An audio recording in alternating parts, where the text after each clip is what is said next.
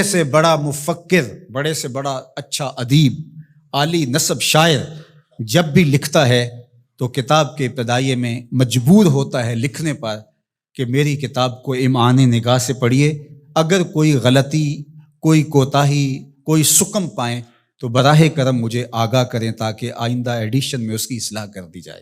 لیکن قرآن کھولو تو پہلا جملہ یہی ملتا ہے، یہ کتاب میں شک نکال کے تو دکھاؤ، اس کتاب میں کوئی عیب نکال کے تو دکھاؤ، یہ عیب سے بھی پاک ہے، یہ ریب سے بھی پاک ہے، اس میں کوئی شک نہیں، اس میں کوئی شبہ نہیں۔ ذالک الکتاب لا ریب فیہ۔ اللہ اکبر۔ ذالک کا اشارہ بعید کے لیے ہے لیکن عظمت کے لیے یہاں بیان فرمایا گیا۔ اس کا یہ معنی بھی ہو سکتا ہے کہ یہ وہ بابرکت کتاب ہے جو آسمانوں سے آئی ہے۔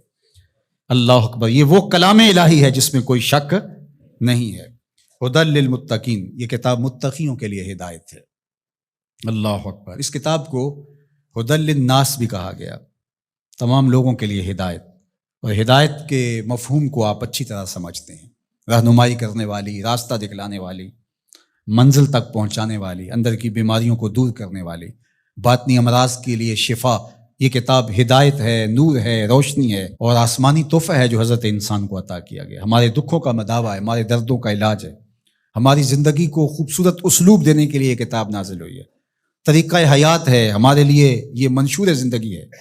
اس کتاب کے ساتھ ہمارا جڑنا ہمارے لیے اللہ کی قربت کا سبب ذریعہ بن سکتا ہے۔ تو کہا ھدی للمتقین، یہ ہدایت ہے کن کے لیے؟ للمتقین، متقیوں کے لیے، اللہ سے ڈرنے والوں کے لیے۔ متقی وہ ہے جو وہاں پایا جائے جہاں اللہ اسے دیکھنا چاہتا ہے، اور وہاں نہ پایا جائے جہاں اللہ اسے نہیں دیکھنا چاہتا۔ علماء نے تقوی کے درجے بیان فرمائے۔ شرک سے بچنا ایک صورت ہے تقوی کی، کبیرہ گناہوں سے بچنا یہ بھی تقوی ہے۔ مختلف لوگوں کے مختلف درجے ہیں، صغیرہ گناہوں سے بچنا یہ بھی تقوی ہے۔ جتنا منصب بڑا ہوگا اتنا تقوی کا معیار بھی اس کو اتنا بڑا رکھنا پڑے گا۔ امام اعظم علیہ رحمہ، آپ کسی سے قرض لینا تھا تو دروازے کو دستک دے کے آ کے گلی میں دھوپ میں کھڑے ہو گئے، تو کسی نے کہا حضرت دیوار کا سایہ پڑ رہا ہے تو آپ یہیں کھڑے ہو جائیں۔ کہا مقروض سے نفع حاصل کرنا یہی سود ہوتا ہے، تو میں اس ڈر سے سائے میں نہیں کھڑا ہو رہا کہ یہ کہیں مبادہ سود نہ بن جائے۔ تو مختلف لوگوں کا مختلف تقوی ہوتا ہے۔ اللہ اکبر۔ تو شرک سے بچنا عام لوگوں کا تقوی یہ ہے، کبیرہ گناہوں سے بچنا تقوی کی یہ صورت ہے، صغائر سے بچنا یہ بھی ایک صورت ہے، لیکن ہر وہ شے جو خدا سے غافل کر سکتی ہو اس سے بھی بچنا یہ اللہ والوں کا تقوی ہے۔ تو اتقاء کا نور جو رکھنے والے ہے قرآن، اس کے لیے ہدایت ہے۔ یہاں ایک سوال کھڑا ہوا، وہ یہ کہ قرآن نے ایک دوسرے مقام پہ فرمایا ھدی للناس، یہ قرآن ہدایت ہے لوگوں کے لیے، اور یہاں فرمایا متقیوں کے لیے ہدایت ہے۔ تو جو قرآن متقیوں کے لیے ہدایت ہے تو پھر لوگوں کے لیے جو ہدایت کہا گیا اس میں کیا فرق ہوا؟